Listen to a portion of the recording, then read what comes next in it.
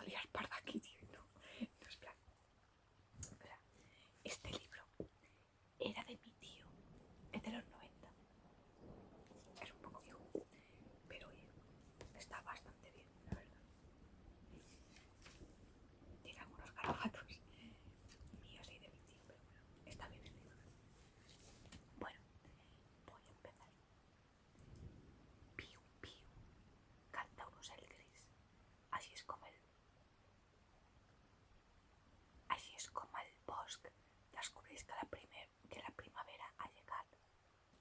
És que pone, així és com el bosc. Creo que és bosc. Fràgils anemones brillen a la molsa i un sol tímid intenta obrir-se pas entre el fullam. Quina pau! Però de sobte, una branca crueix, les falgueres es mouen, un centelleig roer creua la clariana. Oh, la senyora Quilla, on deu córrer tant de matí? Un lladruc ens ho diu, fuig del caçador i dels cossos.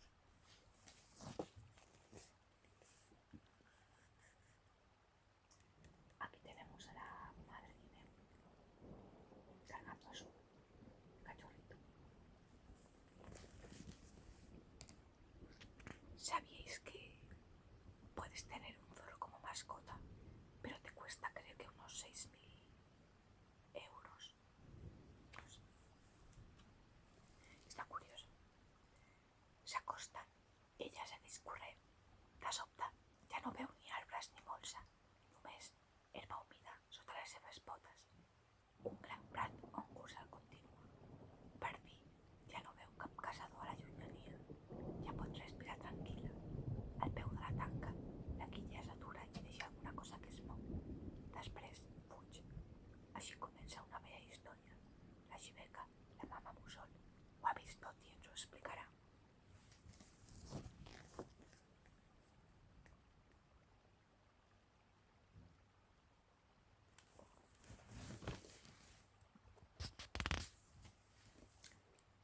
Després d'una nit de caça, la mama mussol era a punt de dormir-se en la branca del benroure que li serveix de casa, quan va passar la Quilla parpeja i veu el seu crit d'alarma.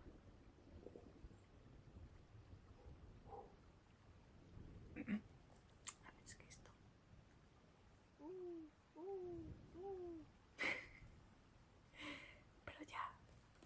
Però ja no es movia res al seu voltant, només aquella boleta allà al costat de la tanca, que us sembla si ho veiéssim de prop. Oh, quina preciositat de guillotet! És petitó i tremola de pret i de por. Sens dubte, la seva mare ha volgut salvar-lo del caçador, però si es queda aquí, es morirà de gana i de soledat. La mama mussol, de bon cor, i també vol de ser, es posa a cavilar. Creo que Kabila es pensa, no estoy segura.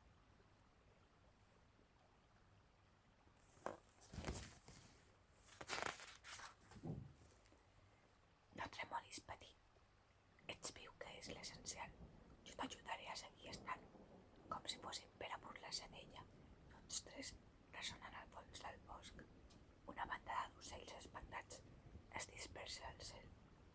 Cal prendre una decisió ràpidament. Crida la mama mussol. En reposa la seva crida en Tinky, el pardal, i en xerraire, el picot. Un picot creo que es un pájaro carpintero. No lo sé. Els dos estan molt excitats. Qui és aquest? Per què ha marxat del cau dels seus pares? La mama mussol els explica el que ha vist. Després d'aquests dispars, segur que el cadell de Guillot s'ha quedat orfe. Cal buscar-li un refugi, una mare adoptiva. Potser aquesta granja, proposa en xerraire, assenyalant amb el seu gran bec una casa aïllada. La grangera és amable, afegeix en Dinky. A l'hivern m'alimenta, però vull retenir un guillotet. I com li portarem? Si escucháis algún ruido, no sabéis qué es. Lo que mola de estar aquí, tío, es que hay un montón de loros y es como si estuvieras en la selva y suenan un montón de loros ahí cantando, mola mucho. A ver si hay suerte y escucho.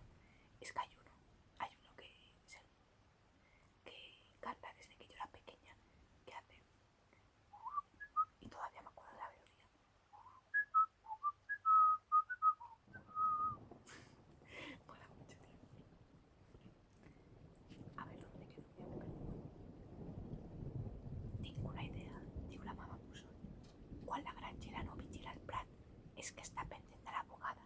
Mireu aquesta roba estesa. I què? Pregunta en Tinky, que no hi veu la relació. Seguiu-me, ordena la mama mussol. Uns minuts i ja està fet. Tres becs despeguen les tovalles blanques que s'ajuguen al sol, se les enduen com si tractés d'una barca de gudaci. Les deixen caure sobre el cadell.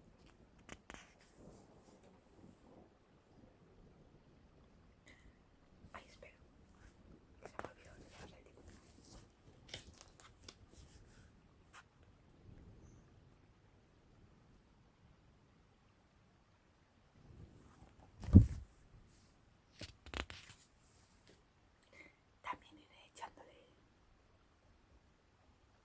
También iré echando sorbos al batido ese, que si no va a echar ahí pues hasta.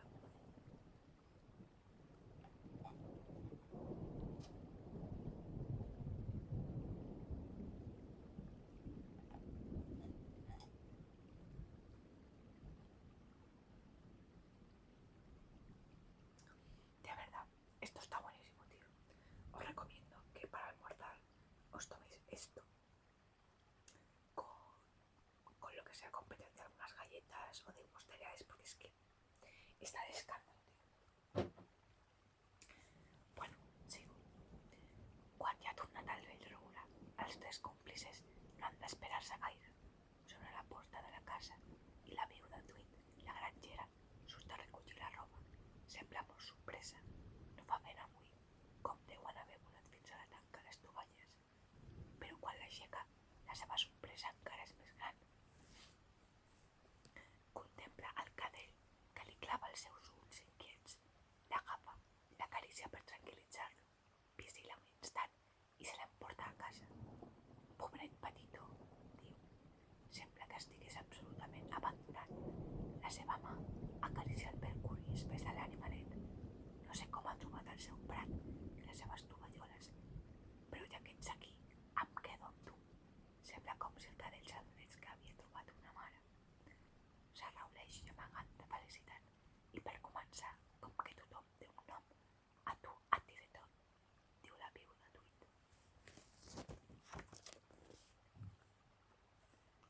Aquí tenemos a la señora Tweet a contar el cachorro y lo cría, y lo pega y lo cría.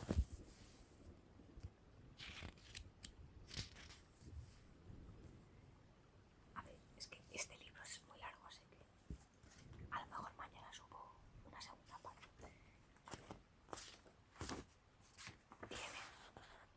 Tiene 127 páginas, es larguito, así que puede que haga varias partes, como los otros libros. Bueno, mentre els dies feliços comencen per en tot, no massa lluny d'allà es produeix un altre esdeveniment. L'amos Slade, el caçador, porta un nou vingut a la seva cabana i el presenta al mestre, el seu vell gos. Heus aquí un company i un alumne, li diu. Es diu Toby, tal com diu. En Toby és un cadellet molt sociable que de seguida vol fer-se amic del mestre, però ell no li fa gaire cas, ja ho veurem més endavant. El mestre és un malengós de casa. Fa temps que serveix fidelment a l'amos Slade i quan el caçador du a casa.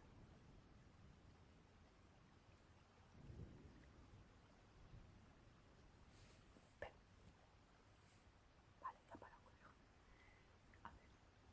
Fa temps que serveix fidelment a l'amos Slade i quan el caçador du a casa llebres, perdius o faisans, li va al davant com volent dir: per alguna cosa em dic mestre. Aleshores, aquell cadell minúscul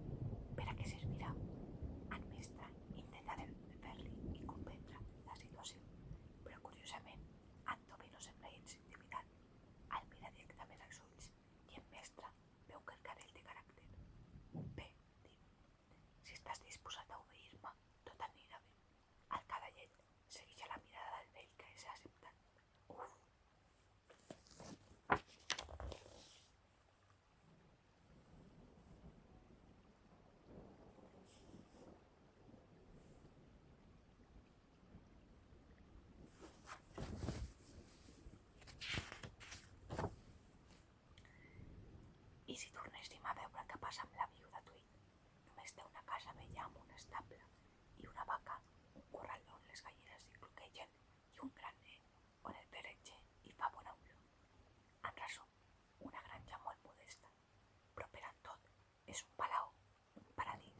Cap guillotet ha estat mai tan feliç, mentre que els seus germans o cosins s'enfronten a la foscor del cau, als perills del bosc. Ell juga tot el dia als seus dominis. El seu menjar sempre és a punt, sense haver-se'n de preocupar. Corre com pots, espanta les granotes de la bassa, es revolca l'herba plena de margarites. Quina vida de somni! Al vespre s'adorm amb les carícies de la seva mestressa, que la dona aquest matí, però la viuda Tweed s'enfada. A l'estable, mentre munyeixi la vaca, en tot mareja una gallina i els seus pollets. Quin enrenou! És tan divertit com jugar a pet i amagar. Ja n'hi ha prou tot, crida la grangera.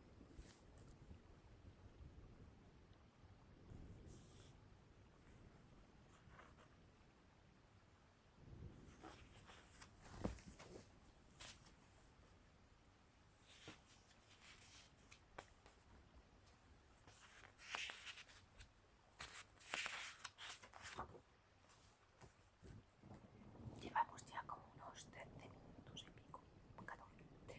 Así que voy a leer las últimas páginas y ya pongo un punto. Y ya haré una segunda parte. Però en tot es fa el sol, és tan divertit. Els pollets viuen a les 4 cantonades de l'estable. La seva mare es volteca corrent d'un cantó a l'altre, intentant agafar-los. En tot vol explicar a la seva mestressa que és un gran joc. Se li acosta i provoca un veritable desastre. La vaca també s'ha espantat, llença una guitza cap en tot i, patapam, la galleda de la llet s'aboca. Aquest cop la grangera s'enfada. Dolent, més que dolent, veus el que has fet? Diu amb una veu més forta. El guillotet està una mica avergonyit. S'amaga rere un cubell en espera del que passi. Mai l'han renyat, però avui podria ser la primera vegada. Llavors dirigeix una mirada desolada a la seva mestressa, una mirada inquieta que demana perdó. La bondadosa viuda no ho resisteix